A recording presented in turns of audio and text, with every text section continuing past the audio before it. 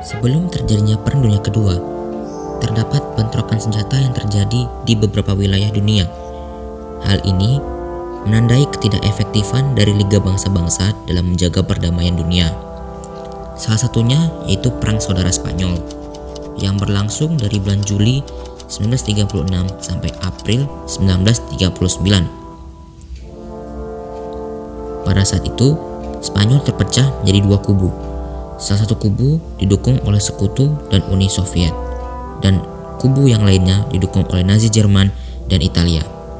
Francisco Franco, selaku ketua dari Partai Fasis Spanyol, mendapat bantuan dari Nazi Jerman berupa persenjataan dan pesawat udara. Jerman memanfaatkan kesempatan ini untuk melatih pilot-pilotnya dalam hal bertempur, atau bisa dibilang Perang Saudara Spanyol ini merupakan latihan dari Perang Dunia Kedua. Beralih dari Eropa, kita pergi ke benua Asia.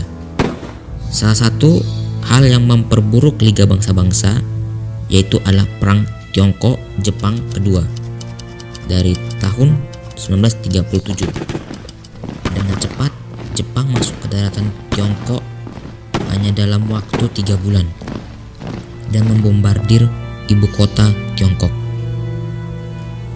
Lalu pada bulan Agustus sampai November 1937, Jepang mendaratkan pasukannya di kota Shanghai, yang merupakan kota terbesar dan merupakan pusat pelabuhan di Cina. Pertempuran pun terjadi di kota Shanghai, dan di sini terlihat kekejaman Jepang pada Perang Dunia Kedua.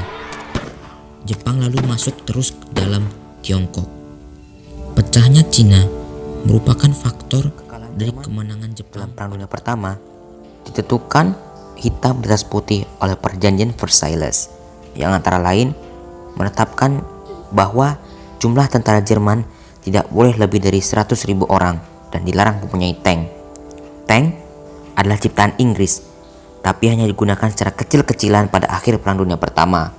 Tetapi seorang ofisir Jerman, Mayor Heinz Guderian, yang waktu itu baru berusia 30 tahun, melihat bahwa yang memutuskan Perang Dunia Pertama bukanlah strategi Jenderal Foch, melainkan Jenderal Tank.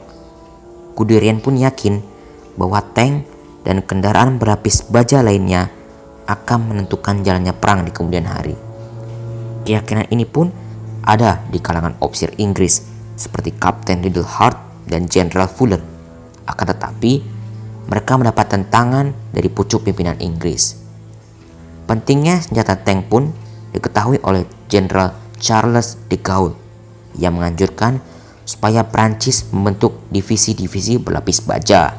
Tetapi teori de Gaulle itu tidak diperhatikan oleh pucuk pimpinan tentara Prancis.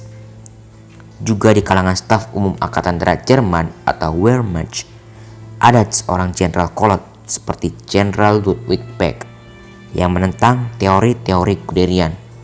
Ia mengatakan kepada Guderian, "Saya tidak mau berurusan dengan orang-orang seperti Anda. Anda dengan divisi berlapis baja Tuan bergerak terlampau cepat bagi saya." Demikian Beck kepada Mayor Guderian. Tetapi lain halnya dengan Adolf Hitler. Ia selalu merasa tertarik oleh pikiran dan senjata-senjata baru. Ia langsung menunjang Guderian menjadi kolonel. Ketika tahun 1935, Hitler merobek Perjanjian Versailles. Divisi Panzer dibuat, tentara diperluas, dan angkatan udara dibentuk. Pada bulan Maret 1938, masuklah tentara Jerman ke Austria. Pada bulan September 1933, Inggris Prancis mengalah di München, yang mana Jerman boleh menguasai Sudetenland, yang mana itulah sebuah wilayah Cekoslovakia yang dihuni oleh etnis-etnis Jerman. Tapi pada bulan berikutnya Jerman menduduki Sudetenland. Kemudian pada bulan Maret 1939 Hitler menyerbu seluruh Cekoslovakia, bertentangan dengan janjinya di München. Di Jerman sendiri, bahwa Jenderal Beck adalah satu-satunya orang yang berani menentang agresi Cekoslovakia. Ia kemudian berhenti menjadi kepala staf umum dan diganti oleh Jenderal Verhalter. Dan Inggris-Prancis, mereka nyapluk tangan. Kelemahan Perdana Menteri Neville Chamberlain dan Perdana Menteri Edward Daladier justru membangkitkan selera Hitler untuk melanjutkan lagi agresinya. Calon mangsanya yang berikutnya adalah Polandia, tanah air Chopin dan Madame Curie. Hitler memerintahkan tentaranya untuk bersiap siaga karena suatu perintah yang diturut dengan setengah hati oleh staf umum tentara yang khawatir bahwa penyerbuan ke Polandia ini akan menghabiskan kesabaran Inggris yang telah memberi jaminan kedaulatan Polandia. Tetapi Hitler tidak mempedulikan garansi ini. Dia dan Perdana Menteri Luar Negerinya Joachim von Ribbentrop yakin bahwa Inggris tidak akan berperang semata-mata hanya karena soal Polandia. Marskal Walter von Berstauchis, pucuk pimpinan tentara Jerman, menyatakan kekhawatirannya. Kalau Stalin mengambil tindakan dan Inggris-Prancis juga, maka Jerman akan terjepit di antara dua medan perang. Tapi keberatan Berstauchis ini tidak mengubah keputusan Hitler untuk menyerang Polandia, sebab pada tanggal 22 Agustus 1939 diadakan perjanjian saling tidak menyerang dengan Stalin.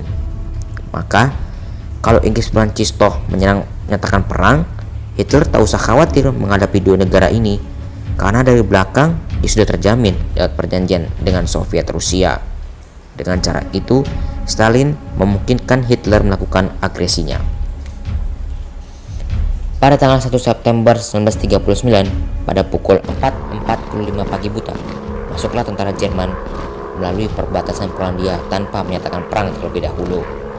Tembakan-tembakan dari kapal latih Jerman Schleswig-Holstein terhadap sebuah markas garnison militer Polandia di Westerplatte merupakan tembakan pertama pembuka Perang Dunia Kedua.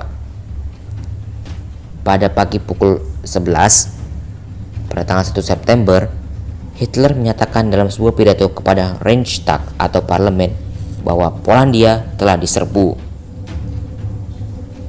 Hanya satu orang yang berani menentang peperangan tersebut, yaitu Fritz Thyssen. Dan yang sangat saya perhatikan bahwa dia adalah salah satu jago industri berat Jerman yang pernah membiayai Hitler, dan kini ia merasa dikhianati oleh Hitler. Ia meramalkan bahwa perang dengan Polandia ini akan berakhir dengan suatu perang dunia dan tenaga Jerman tidaklah cukup untuk menangkan perang tersebut. Bagaimana reaksi Inggris-Prancis? Ternyata sama sekali di luar dugaan Hitler, pada tanggal 3 September atau 2 hari kemudian setelah dinyatakannya perang, Perdana Menteri Inggris Chamberlain menyatakan perang kepada Jerman. Dan beberapa jam kemudian, atas desakan Prancis menyatakan perang. Hitler sebenarnya agak bingung mendengar kabar buruk ini. Dugaannya meleset sama sekali.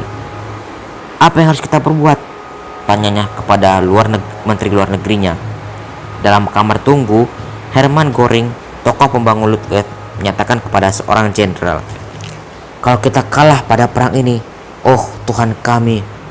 Menteri Propaganda Jerman, Dr. Joseph Goebbels, terdiam, seolah-olah mulutnya terkatup. Bagaimana sambutan rakyat? Berlainan dengan pernyataan Perang Dunia Pertama, kini tiada rakyat yang bersorak-sorai di pinggir jalan raya. Kini kaum ibu menangis, sedangkan kaum pria memandang kelewatnya tentara dengan perasaan takut. Kejamnya Perang Dunia Pertama masih terlampau segar di ingatan mereka semua. Tapi Hitler patut bersyukur karena ia mempunyai pangkatan panglima seperti Guderian, yang seorang pencipta dan pelatih pasukan berlapis baja. Serangan didahului dengan pembokongan dari udara oleh Luftwaffe yang seketika merobohkan ratusan udara Polandia yang berpangkalan lapangan terbang. Kita akan lanjutkan pada video selanjutnya.